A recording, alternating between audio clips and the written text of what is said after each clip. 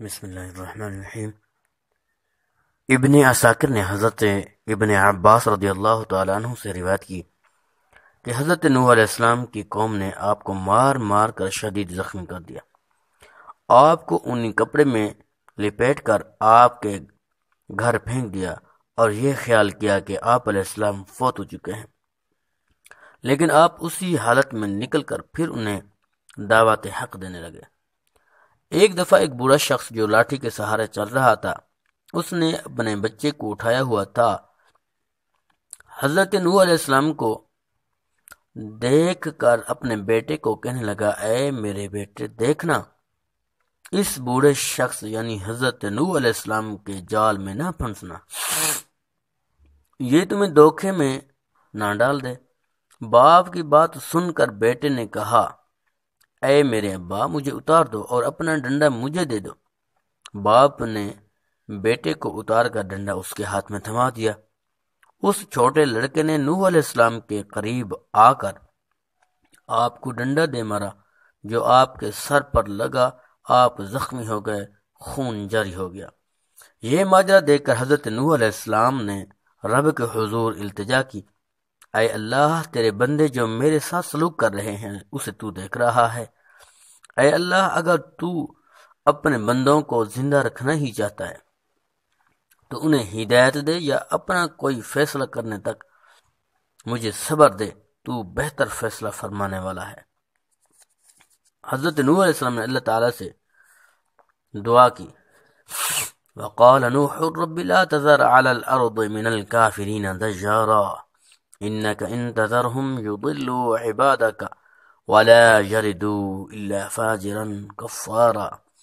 نوح علیہ السلام نے عرض کی، اے میرے رب زمین پر کافروں میں سے کوئی بسنے والا نہ چھوڑ، بے شک اگر تو انہیں رہنے دے گا تو تیرے بندوں کو گمراہ کر دیں گے، اور ان کی اولاد ہوگی تو وہ بھی نہ ہوگی مگر بدکار بڑی ناشکر۔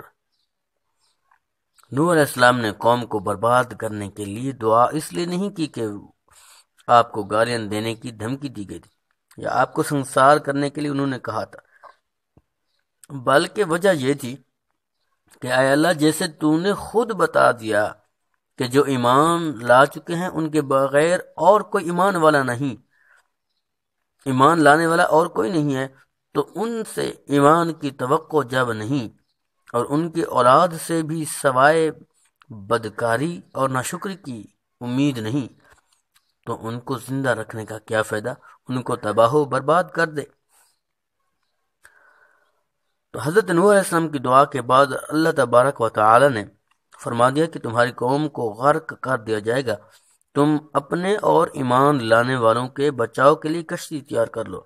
اللہ تعالی نے فرمایا کہ وَاصْنَعِ الْفُلْكَ بِأَعْيُنِنَا وَوَحْيِنَا وَلَا تُخَاطِبْنِي فِي الَّذِينَ ظَلَمُوا إِنَّهُمْ مُغْرَقُونَ، اور کشتی بناؤ ہمارے اور ہمارے حکم سے،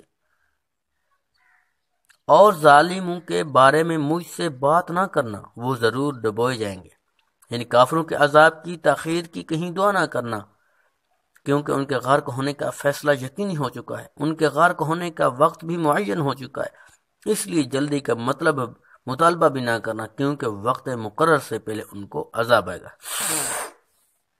آپ کی ایک بیوی اور ایک بیٹا بھی کافر ہیں، وہ بھی غرق ہو جائیں گے، ان کے بچانے کی دعا بھی نہ کرنا، کیونکہ تمام کافروں کے ڈبونے کے فیصلے میں کوئی ترمیم نہیں ہوگی۔ ابن عساکر نے حضرت ابن عباس رضی اللہ تعالی عنہ سے روایت کی کہ نوح علیہ السلام کو معلوم نہیں تھا کہ کیسے کشتی بنے، تو اللہ تعالیٰ نے آپ کی طرف وحی کی کشتی کا اگلا حصہ مرغ کے سر کی طرح بنانا، اور اس کا درمیانی حصہ پرندوں کے پوٹے کی طرح بنانا، اور پچھلا حصہ مرغ کی دم کی طرح بنائے، اور اس کے اطراف میں دروازے بنائے، میخوں سے مضبوط کریں، اور سوائے نیچے والی طرف کے ہر طرف میں تارکول کی لپائی کر دو۔ کشتی بنانے میں جبریل علیہ السلام اور کچھ دوسرے فرشتوں نے بھی معاونت کی۔